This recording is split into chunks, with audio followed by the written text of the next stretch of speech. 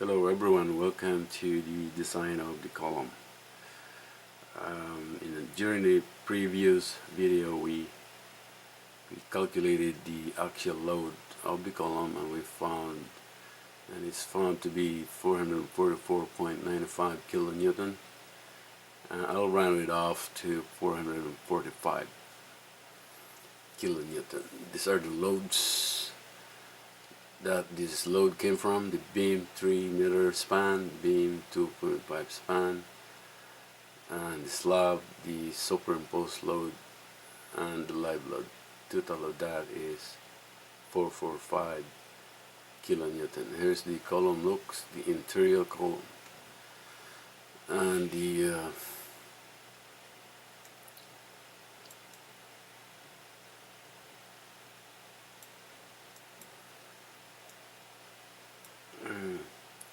here's the column where we get those loads from. The 3-meter span column and the 2.5-meter span column, using tributary area. Whatever that occupies this tributary area is the load of the column. The tributary area is half and half everywhere, or all around, half and half of the slab. So the slab is carrying that load and transfer it to the column.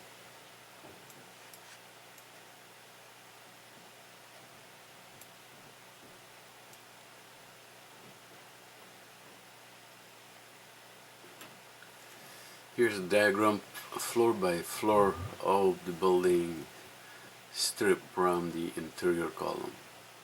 The roof, the 3rd floor, 2nd floor, ground floor, and the basement. The design criteria. Let's design the 3rd floor. We're gonna start at the 3rd floor column. Okay, so this design criteria.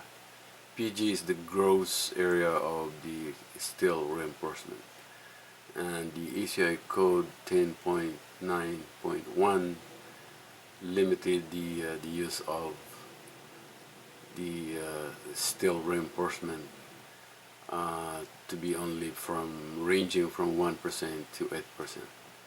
The maximum area of the steel reinforcement to the gross area of the column is 8%. So range from 1 to 8% only. Can't occupy the whole area of the column. It's gonna be congested. And the AG is the gross area of column, both concrete and steel. For this criteria here from ACI code, I use 2%. It's between 1 and 8%. I use 2% of the load to be carried by the steel reinforcement. The specified strength of the concrete is 21 MPa. MPa means Newton. This is 21 million Newton per meter square. Okay, we're gonna change this to kilonewton by dividing it by 1000. So it has only 21 times 1000 to become kilonewton per meter square. All right. So here's the formula. During the preliminary design, the column is assumed to be loaded actually. The actual loading of actually loaded column is meaning the load is at this centroid of the column. And here is the other type of loading for the column. This is eccentrically loaded column when the load is off the center of the centroid of the cross section of the column.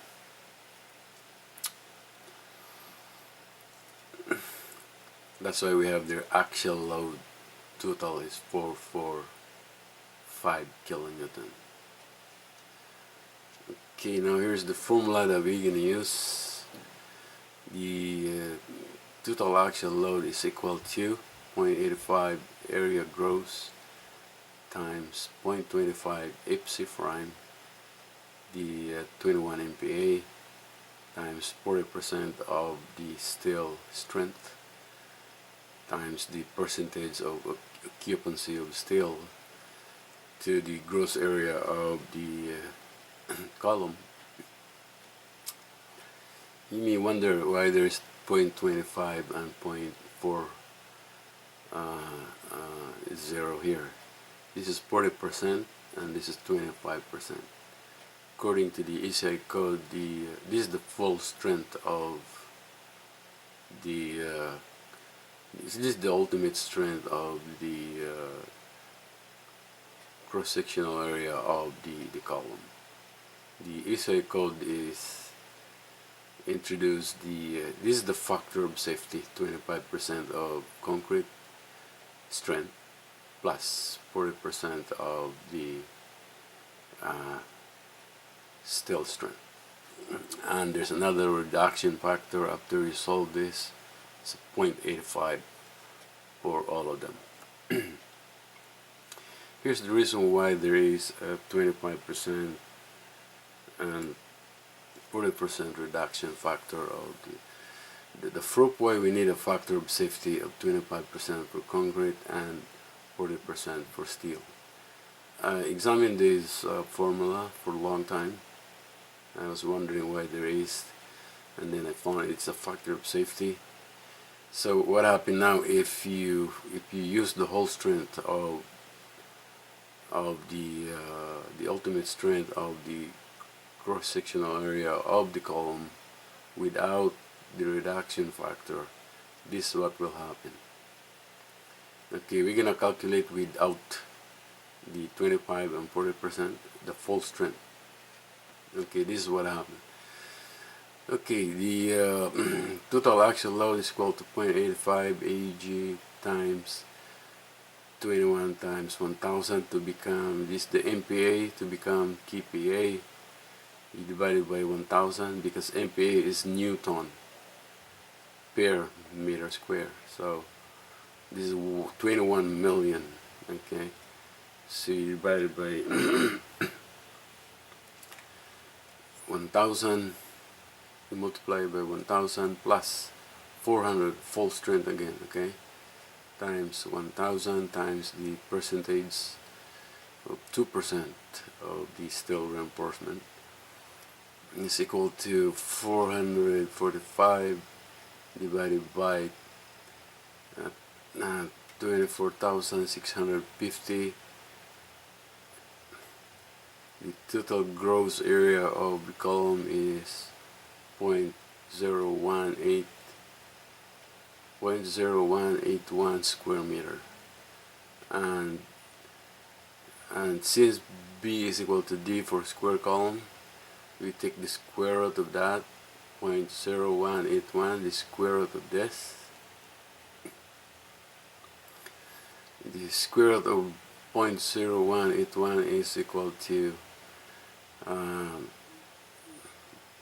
0.134. This is the side. The B and the D, they are equal. When B is equal to D, then you take the square root of this, you get the side. Okay, they all the same side, B or B or D. Okay, so take the square of that, we get the side of the size of dimension of the column. So this is a square column, alright? When you take a square root, that's a square. The side is, the dimension is 0.134 meter. It's equal to 134 millimeter. I converted 134 millimeter, that is only equal to 5.27 inches. It's too small. It becomes really small without the reduction factor. That's why the ECI code recommended. This is scary. This column is carrying a beam of, here's the beam here, it's 440 wide and 880 deep of this beam according to our design. We we did all the preliminary design from the slab to the beam that should be carried by this column according to the same building that we're designing. The beam is 440 times 880. And look at this, if you use the full strength of the cross-sectional area of the column, you get only 5.27 inch square column, which is really small. So that's the idea why they have 25 and 40% reduction factor. That's a factor of safety. In case the column failed, there's still 60% of strength of the steel, and there's still 75% of the concrete strength. So it's not gonna fail. This is the safest way of designing column. Now let's go to design of third floor column.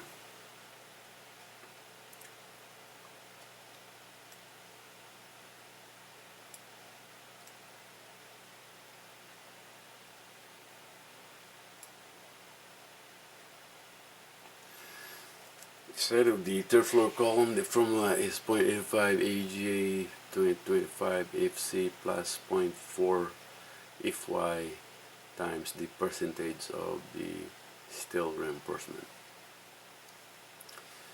If you work this out, and now if you manipulate this formula here, you get the area gross is equal to the axial load of the column divided by this figure here. This is from this remaining member of the equation right there, 0.25, 21,000, 0.4, 400,000 times 2%.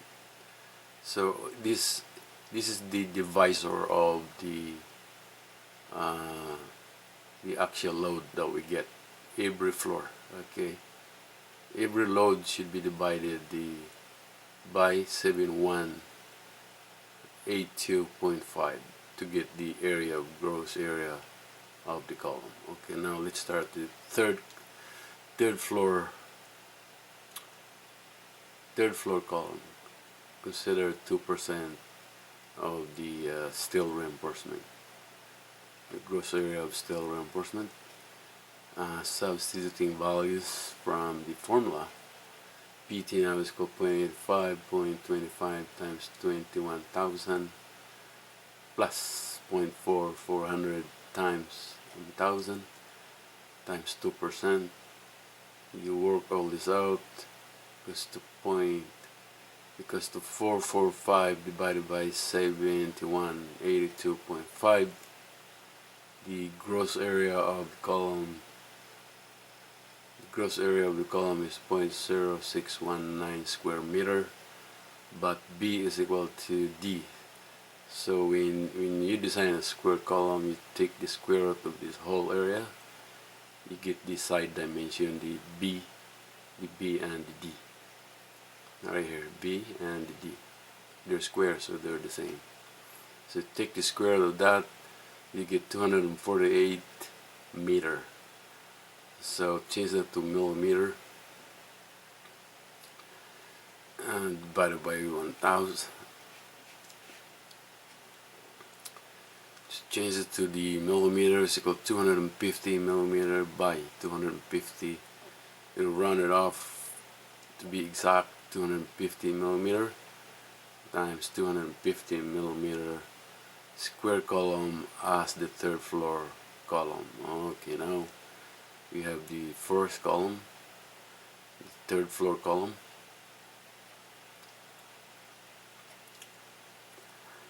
Now let's get to the second floor column.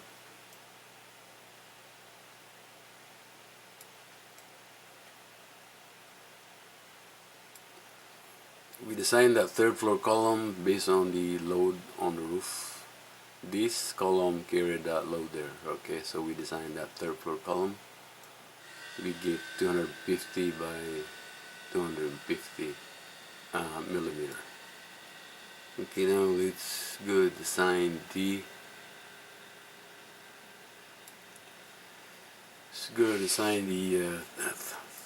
second floor column. The weight of concrete is 24 kilonewton per cubic meter. The actual load carried by the second floor column is the roof load plus the third floor load plus the weight of the third floor column. Okay, so it's 445 plus 445 plus.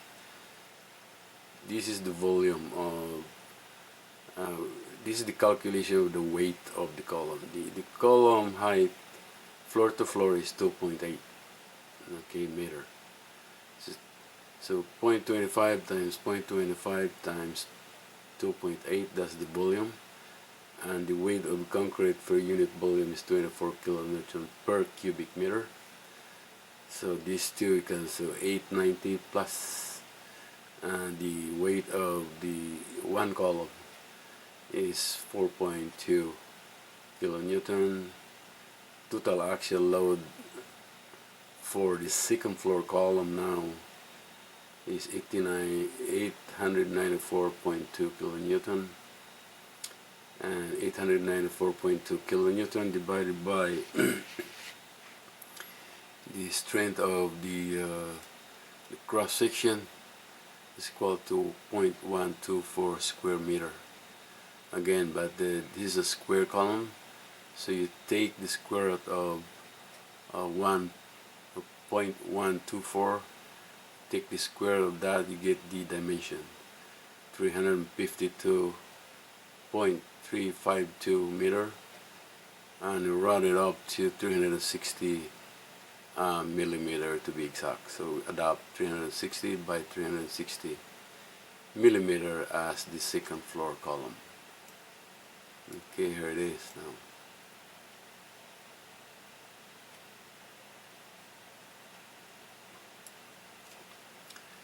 Here is the second floor column, size 360 by 360.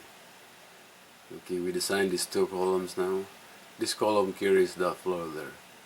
Okay, and the second floor carries these two floors now, plus the third floor column. Now let's get to the ground floor column.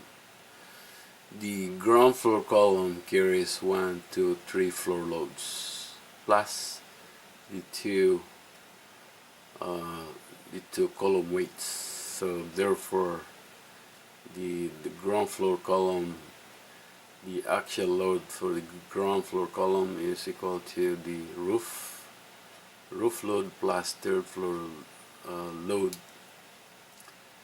plus the second floor load of these three floors plus the weight of second floor column and third floor column.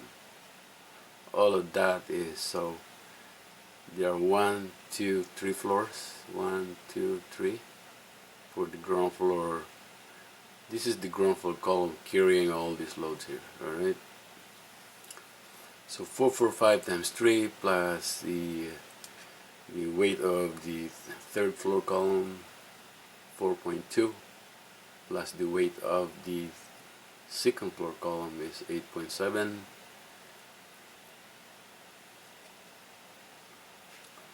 You add these two, you multiply this by 3, you get 335 plus this 2 becomes 1347.91.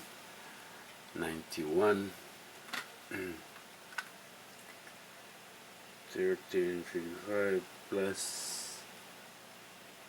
4.2 plus 8.71 equals to 300, equals to 1347.91. Okay, when you add this to 1335, total of that, the total actual load for the ground floor column is 1347, so 1347.91 kilonewton, and then to get the gross area of the column, we divide it by the strength, which is 7182.5. we get the 0.188 square meter. Again, this is a square column, is take the square root of 0.188, you get the D is equal to B as well. So 0.33 meter is equal to, rounded it off to 450 millimeter. So the ground floor column adapt 450 by 450 as the ground floor column. Now we have the 450 by 450 ground floor column. And the weight for that column is, for the ground floor column, I work it out, it's 13.608 kilonewton. Now let's go to the basement.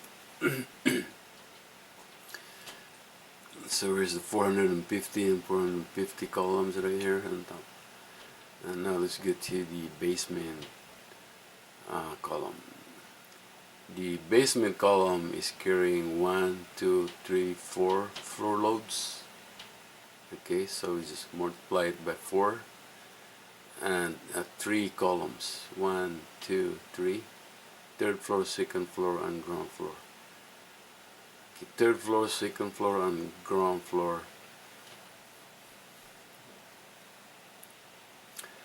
The load is from the roof, third floor, second floor, and ground floor load. Okay, roof, third floor, second floor, and ground floor. All these floors carried by this column. Okay, and all this column also on top of the basement column. That column is the weight of the column, third floor column, second floor column, and the ground floor column. Okay, now 4, 5, multiply it by 4 now. Okay, there are 4 floors of them, right? Plus the values of these columns, 4.2, 8.7, and 13.608, 3 of them. And the product of this is 1780 plus the sum of all these columns is 26.518. The total actual load carried by the basement floor column is 1806.518 kilonewton. And go back to the formula. To get the gross area of the column, you have to divide it by 7182.5, the strength, and we get the area of the column is 0.251 square meter. And to get the dimension of the column in square, you have to take the square root of this. 0.251, the square root of that is 0.5 meter. It's equal to 500 millimeter, and therefore now the basement floor column now adopt 500 by 500 millimeter square column as the basement floor column. Okay, now we got the basement column, and every columns we design. See, as you can see, the from the top it's getting bigger and bigger and bigger, of course, and bigger. Final size of the column in the basement, this is the super column. 500 times 500 millimeter.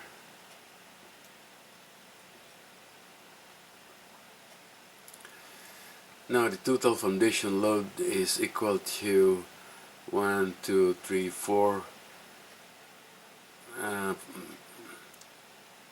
The foundation carries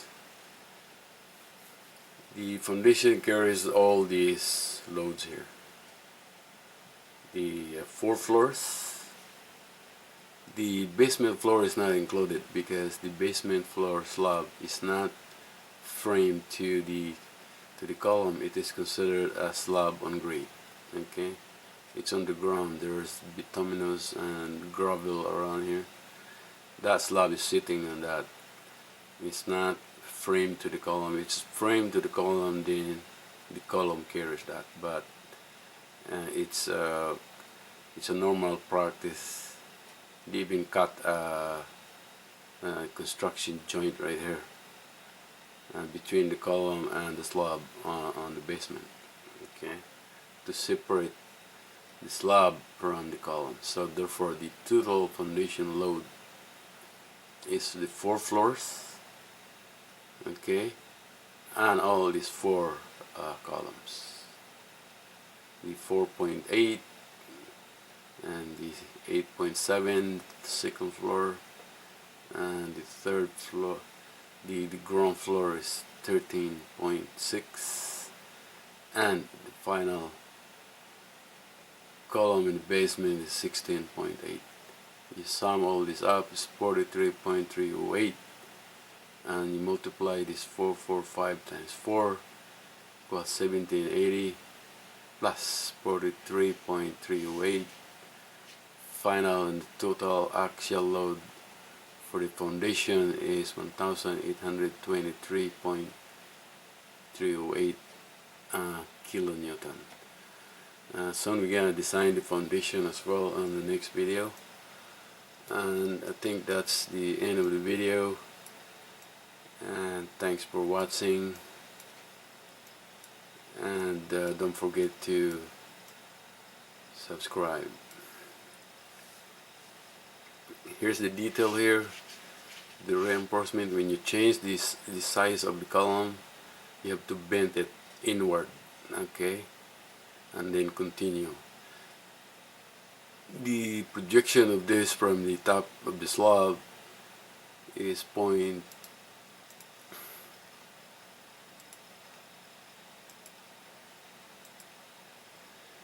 projection of this reinforcement from the top of the slab is 30 times the diameter of the bar. Alright, thanks for watching, and bye.